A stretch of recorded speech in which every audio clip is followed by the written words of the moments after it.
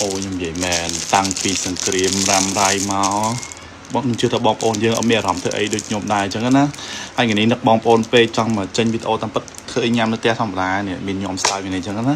hay nè anh ấy ở ban mau pi sau mình chụp đặt đài cái tính phải chơi ham premium chụp bom chẳng á từ đó cái free nè quạt hay quạt ở đâu thứ ấy quạt ai mà nhộm nè mà để chụp bom bom ôn chạm tích nhộm liền tắc hay nhộm nhầm ấy mở hay có đang là nhộm chất đi dù bỏ lại slide cho nè liền tắc hỏi na like món này đi cho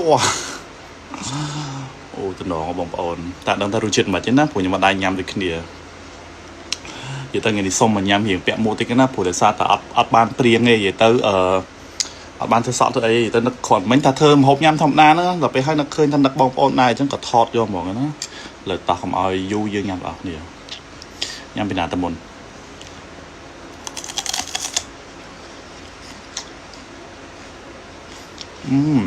សួយ មក វា សួយ មាន ជាតិ ទឹក តែ ល្វីង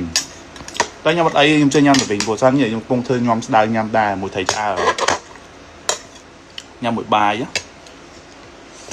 វា ដាក់ ញ៉ាំ ហ្មង នេះ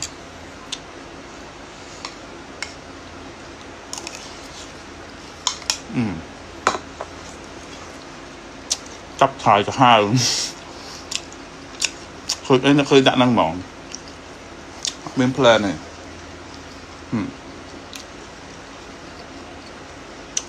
ល្វីង ប៉ះ ល្វីង ជាមួយ នឹង គេ ទៅ តែ មាន ហ្មង ខ្ញុំ នឹក បងប្អូន ពេក យើង នឹក អា របៀប មុន ក្នុង គ្រា មក ជីវិត យើង ពី មុន យើង ប្រកប របរ ធ្វើ វីដេអូ ធ្វើ អី អញ្ចឹង ដល់ ពេល ខាន ធ្វើ យូរ ដល់ ធ្វើ អី មាន បថត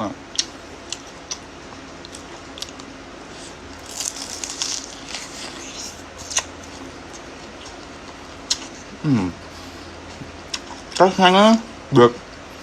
វាស្រួយមានចិត្តទឹកក៏ខ្ញុំថាបើល្វីងអ្នកដែលចេះញ៉ាំល្វីងគាត់ថាចេះញ៉ាំហ្នឹង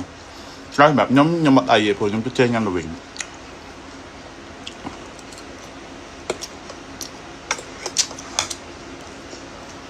ហើយមួយម៉ានអត់មកចាំទេជំនាញមួយដល់10វិជាណាខ្ញុំទឹកមកពីជប៉ុនតាខ្ញុំហោះ